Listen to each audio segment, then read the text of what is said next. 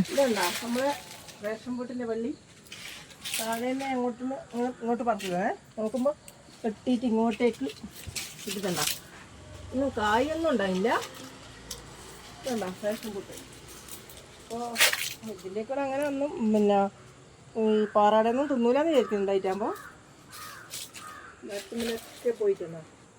ഇതിൻ്റെ വിലയൊന്നും ഒറ്റ കിട്ടില്ല. അപ്പോൾ അതുകൊണ്ട് താഴേലേക്ക് വളർത്തിയതാണ്.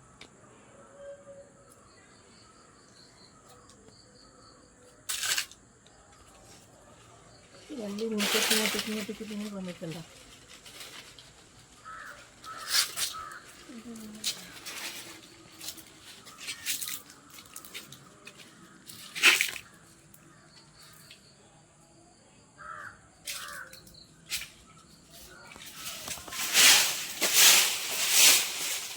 നമ്മളെ ഈ പ്ലാവിൻ്റെ നിലന്ന് കുറച്ച് ഇല വീണിട്ട് പ്ലാവിൻ്റെ നിലന്ന് കുറച്ച് ഇല വീണ് വന്ന്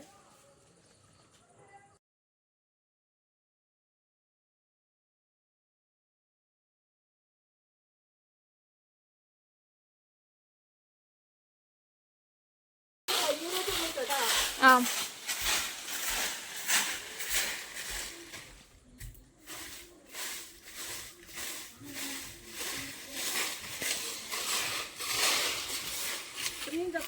എത്ര തവണ വെച്ച് വരും അതിന്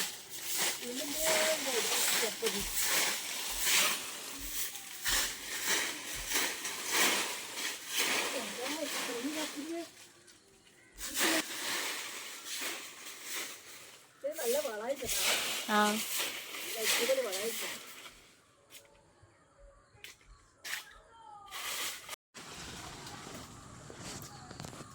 പിന്നെ വേറെ കോവക്കൻ്റെ വള്ളിയുണ്ട്.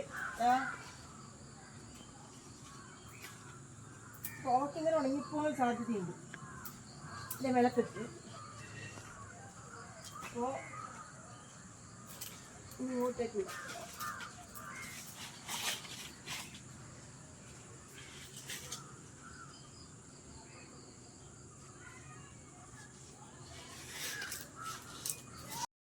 റിങ് കമ്പോസ്റ്റിലേക്ക് ഇടാം. അതുപോലെ തന്നെ നമുക്ക് പിന്നെ ഇപ്പം മഞ്ഞളൊക്കെ നടാനുണ്ടല്ലോ. അപ്പോൾ ചാക്കിലേക്ക് നടുമ്പോൾ അതിൻ്റെ ചാക്ക് ഇടാം.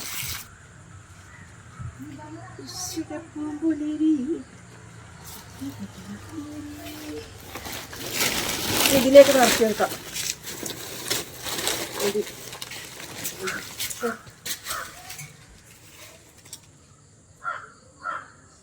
കുമ്പളം കണ്ട 2-3 പറിക്കാൻ.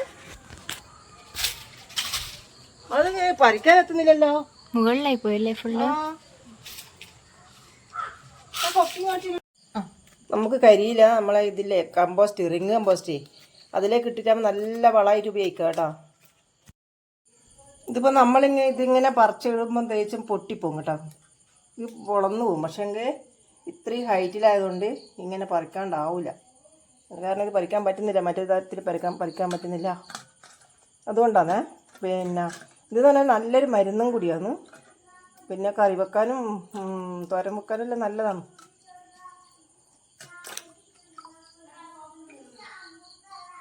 ഇനി ഇത് ജ്യൂസ് അടിച്ചിട്ട് കുടിക്കാം കേട്ടോ. ഇത് രാവിലെ തന്നെ വെറുവായിട്ടിൽ ഒരു കഷ്ണം ഇഞ്ചി, അതുപോലെ തന്നെ ഇതിനുള്ളിൽ ഉപ്പ് എല്ലാം ഇട്ടിട്ട് മിക്സിയിലിട്ട് അടിച്ച് ജ്യൂസാക്കിയിട്ട് കുടിക്കാം കേട്ടോ.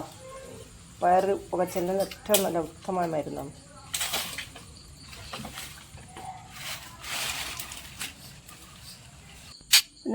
പിന്നെ ഷുഗറിലോട്ടൊക്കെല്ലാം നല്ലൊരു മരുന്ന് തന്നെയാണ് ഇത്.